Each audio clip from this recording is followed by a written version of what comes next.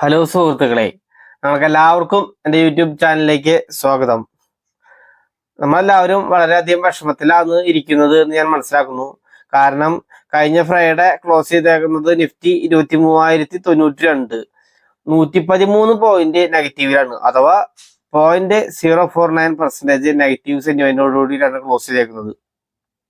നിഫ്റ്റിയിലെ ഇൻഡെക്സിലെ വിദേശ ധനകാര്യ സ്ഥാപനങ്ങളുടെ ഇൻഡെക്സ് ഫ്യൂച്ചറിൽ നോക്കുമ്പോൾ ഇപ്പോഴും അവർ 80% ഷോർട്ട് പൊസിഷൻ കീപ്പ് ചെയ്തുകൊണ്ടിരിക്കുന്നുണ്ട്. കഴിഞ്ഞ വെള്ളിയാഴ്ചത്തെ ഡാറ്റ പരിശോധിക്കുമ്പോൾ ഇപ്പോഴും 80% അവർ ഷോർട്ട് പൊസിഷനാണ് നിലനിർത്തിക്കൊണ്ടിരിക്കുന്നത്. വെറും 20% മാത്രമേ അവർ ലോങ് ഉള്ളൂ. അതിന്റെ കാരണം നമുക്ക് കൃത്യമായിട്ട് പറയാൻ പറ്റുന്നില്ല. എങ്കിലും ഡോളറിനെതിരെ ഇന്ത്യയുടെ മൂല്യം വളരെയധികം കുറഞ്ഞുകൊണ്ടിരിക്കുകയാണ്. അത് വലിയൊരു കൺസേൺ ആയിട്ട് ഞാൻ കരുതുകയാണ്. പിന്നെ വിദേശ ധനകാര്യ സ്ഥാപനങ്ങള് സെല്ലിംഗ് മോഡ് വളരെ അതിശക്തമായിട്ട് എല്ലാ ദിവസവും 3,000, 4,000, 5,000 കോടി രൂപ വെച്ചിട്ട് നല്ല ഗംഭീര സെല്ലിംഗ് ആണ്. നമ്മള് ആഭ്യന്തര നിക്ഷേപകരെ ബൈ ചെയ്ത് കുറച്ച് ഹൈസിലേക്ക് എത്തുമ്പോൾ ആ ഹൈസിലിൽ നിന്നുകൊണ്ട് വിദേശ ധനകാര്യ സ്ഥാപനങ്ങൾ വീണ്ടും സെല്ല് ചെയ്ത് താഴോട്ട് ഇടുന്ന പ്രതിഭാസമാണ് നമ്മൾ കണ്ടുകൊണ്ടിരിക്കുന്നത്. അപ്പോ നമുക്ക് പേഷ്യൻസോടുകൂടി നമ്മുടെ ഹോൾഡിങ്സ് വെയിറ്റ് ചെയ്യാമെന്ന് മാത്രമേ ഇതിനെ കുറിച്ച് പറയാനുള്ളൂ. നിഫ്റ്റിയുടെ അടുത്ത ആഴ്ചയിലേക്കുള്ള ഇമ്പോർട്ടന്റ് ആയ ലെവൽസ് ഞാൻ പറയാം. ഇപ്പൊ നിൽക്കുന്നത് 23,092 നിഫ്റ്റി നിൽക്കുന്നത്. 22,800 മേജർ സപ്പോർട്ടായിട്ട് പരിഗണിക്കാവുന്നതാണ്. അതിന്റെ അടുത്തേക്ക് പോകേണ്ട ആവശ്യമില്ല. 23,000 ഇപ്പോൾ ഓൾറെഡി സപ്പോർട്ട് എടുത്തിട്ടാണ് നിൽക്കുന്നത്. ഇനി ഇവിടുന്ന് മുകളിലേക്ക് പോകാനാണ് സാധ്യത. എങ്കിലും 22,800 സപ്പോർട്ടായിട്ട് ഞാൻ പരിഗണിക്കുകയാണ്. റെസിസ്റ്റൻസ് ആയിട്ട് വരാൻ സാധ്യതയുള്ളത് 23,700 സോൺ, 23,700, 23,800 ആ സോണാണ് റെസിസ്റ്റൻസ് ആയിട്ട് വരാൻ സാധിക്കുന്നത്. ഓക്കെ, അതാണ് നിഫ്റ്റിയുടെ അടുത്ത ആഴ്ചയുള്ള ലെവൽസ്. ഇനി ഗ്ലോബൽ മാർക്കറ്റ്സ് നോക്കാം. നാസ്ഡാക്ക് നെഗറ്റീവിലാണ് കഴിഞ്ഞ ഫ്രൈഡേ ക്ലോസ് ചെയ്തേക്കുന്നത്. 0.58% ലോസിലാണ്. ഡോ ജോൺസും 0.34% ലോസിലാണ് ട്രേഡ് അവസാനിപ്പിച്ചത്. S&P 500ഉം 0.29% ലോസിൽ തന്നെയാണ്.